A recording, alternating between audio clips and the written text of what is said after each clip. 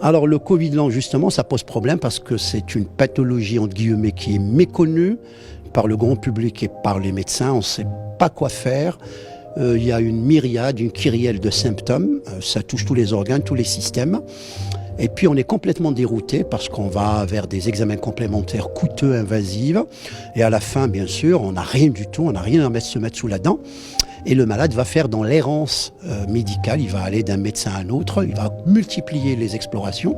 Et souvent, il se promène avec une valise pleine d'explorations et il n'y a aucun diagnostic.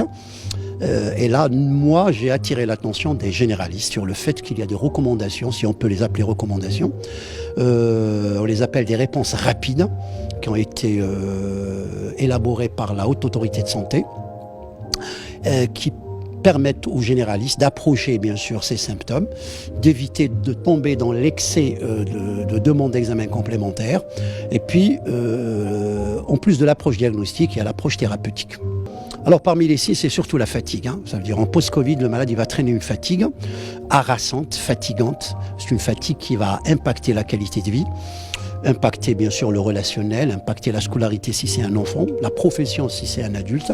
Et souvent, c'est des adultes qui ne peuvent pas reprendre leur travail parce qu'ils n'ont pas les performances intellectuelles et physiques voulues pour un simple effort dérisoire. Ils sont fatigués. D'ailleurs, c'est l'effort qui est inadapté qui va entraîner ce qu'on appelle les exacerbations de fatigue. On peut citer d'autres signes. Il y a ce qu'on appelle the brain fog, c'est-à-dire le brouillard cérébral où la personne est complètement dans les nuages. Il n'arrive pas à chercher ses mots, il n'arrive pas à réfléchir, à cogiter, à se concentrer, à mémoriser. Et là, bien sûr, ça impacte la profession. La prise en charge, elle est essentiellement symptomatique. Il n'y a pas de traitement miracle, puisqu'on ne connaît pas la physiopathologie, elle n'est pas connue. Donc, il n'y a pas de traitement miracle, il n'y a pas de traitement étiologique. Donc, on va dans le traitement symptomatique traiter les douleurs, traiter le syndrome d'hyperventilation. Et généralement, la prise en charge, elle est basée surtout sur ce qu'on appelle la réhabilitation. Quand le malade ne peut pas marcher, ne peut pas faire des efforts.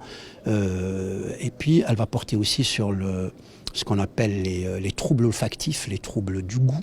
Là aussi, il y a une réhabilitation, il y a une rééducation plutôt olfactive qui doit être faite. Et puis, il y a le reste, bien sûr. Mais la composante principale de la prise en charge, c'est la rééducation, la réhabilitation. Surtout quand le patient est vraiment voit que sa qualité de vie est impactée, il ne peut pas travailler, il ne peut pas vaquer à ses besoins. On parle de déconditionnement physique. Et quand il y a un déconditionnement physique, il faut aller pour reconditionner le malade par une réhabilitation adaptée, appropriée, ne pas aller dans l'excès, aller graduellement, et essayer quand même de faire en sorte pour que cette fatigue s'estompe sur une année ou deux et ne pas vouloir à tout prix faire vite pour que le malade reprenne ses potentialités d'avant.